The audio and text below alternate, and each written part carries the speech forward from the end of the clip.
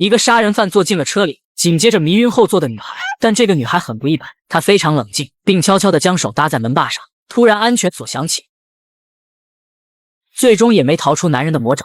等她再次醒来，竟已被关进密室。然而这里放着许多衣服，还有一堆牙刷，似乎住着很多人。突然房门被打开，正是劫持他们的男人。他缓缓将凳子放下，并掏出抹布擦拭老旧的凳子。紧接着男人坐了下来，并摆出一副高高在上的正经样，这让同伴感到十分紧张。果不其然，黑妹被男人选中。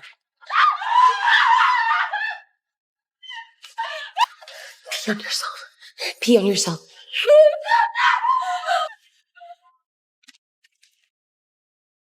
女孩默默地计算着时间，果不其然，黑妹很快便完好的送了回来。看着男人满脸嫌弃的离开，杰西猜对了，男人患有高度洁癖症。本以为利用这点就能压住男人，殊不知这还只是他们噩梦的开始。紧接着外面传来女人的声音，于是女孩们趴在门口大声呼救。眼看女人径直朝这边走来，随着房门被打开，女孩们彻底惊呆了。原来是男人打扮成女性模样，他很温柔也很贤惠，像个中年妇女一样安慰大家。 He knows that. He's not allowed to touch you. He knows what you're here for. 看着眼前的一幕，女孩们全体愣在原地，完全不敢相信自己所看到的一切。随后她从容优雅地离开，还没等女孩们缓过神，房间门再次被打开，男人提着清洁桶进来，并示意三人进入卫生间，紧接着告诉女孩们 I was sent to get you for a reason, that you are sacred food, and I promise not to bother you again. 看着男人委屈的离开，女孩们被整得莫名其妙。到了晚上，杰西惊恐地坐起身来，原来是男人盘着双腿痴痴地坐在门口，这让女孩们再次感到恐惧。可眼前的男人看起来呆呆的像个小孩，并神秘兮兮地说：“恶魔要来了，真的要来了。”于是他鼓起勇气向男人提问 How old are you? 9? 果然不出杰西所料，男人患有人格分裂症，并且不单单是前面的2种，更像是多种性格分裂。现在是男人的第3种人格小孩。于是杰西想借此机会引诱小孩多说一点这里的情况。果然从男孩话中得知，房子是新装修的，并且工程还没有完全结束，这让杰西察觉到房子肯定有出去的地方。于是女孩们立刻开始寻找。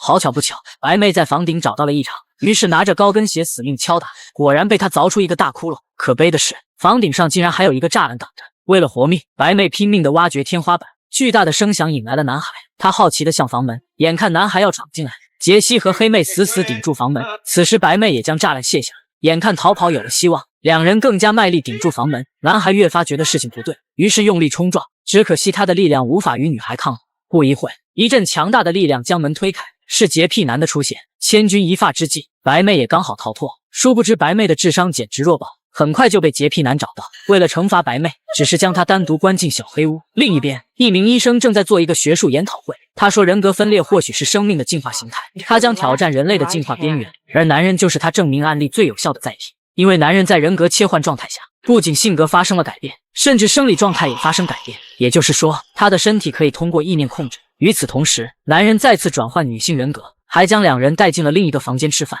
然而黑妹却乘机发起攻击，且迅速夺门而出。然而恐怖的事情再次发生，女人的愤怒值瞬间拉满，立刻转换洁癖男，并要求杰西乖乖回去等候。很快他就找到了黑妹，在无情的警告下，将黑妹也单独关进了小屋。随后男人在杰西面前警告，却被他突然转换的女性人格所震惊。杰西这才知道，自己只有等待男人转换男孩人格时，他才有机会逃生。终于他等到了，在交谈里他得知男孩的房间有一个窗户，于是借机想要去他房间参观。只是令杰西万万没有想到，男孩所谓的窗户竟是墙壁上的2张画。此刻杰西彻底绝望，他祈求男孩帮助自己逃出这恐怖的地方，但男孩不停地呼喊，恶魔要来了，他要来了。在杰西的再三祈求下，男孩拿出了一部对讲机。此时杰西看到了逃跑的希望，杰西立马扭动按钮，并一遍遍嘶吼出关键信息。可对方完全不相信杰西的话。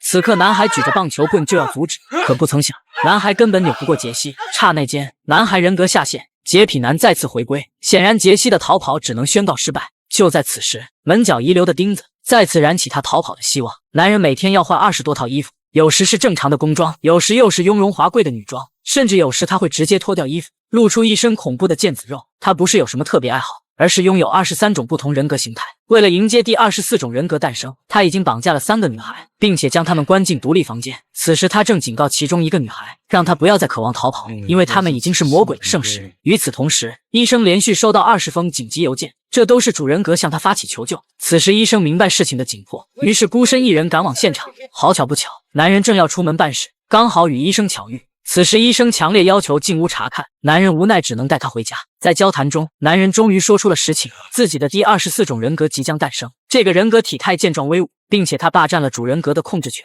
只有寻找神圣的贡品才能延续他的生命。听到这，医生感觉到病人的危险，于是借机想要离开，并且留下了一个关键道具。这个道具很有用。紧接着他发现被囚禁的白妹。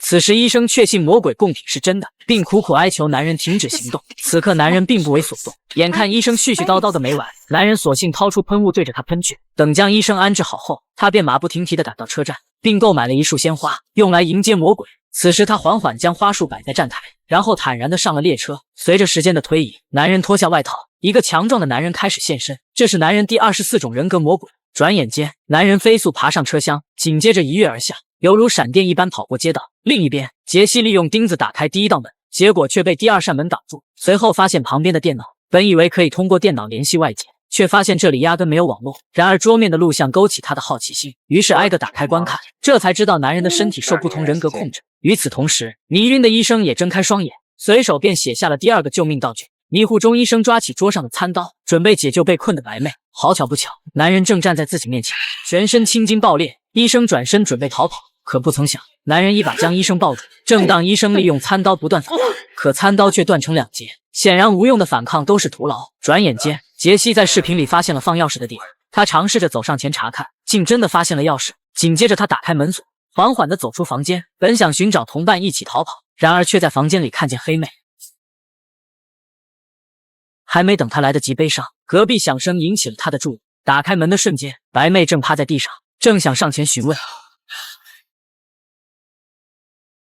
杰西这才明白现在有多危险，立即将房门紧闭，并像无头苍蝇似的乱窜。好巧不巧，他看见躺在地上的狼。此时他没时间顾及太多，尝试着用钥匙打开房门，然而钥匙也无法打开，他只能再次寻找其他钥匙。就在此时，桌子上的纸条引起了他的注意，上面写着想要逃命就直接喊出他的全名。此时背后发出恐怖的呼吸声，转头看去，男人犹如壁虎般在墙壁上平稳移动。杰西惊恐地看着男人。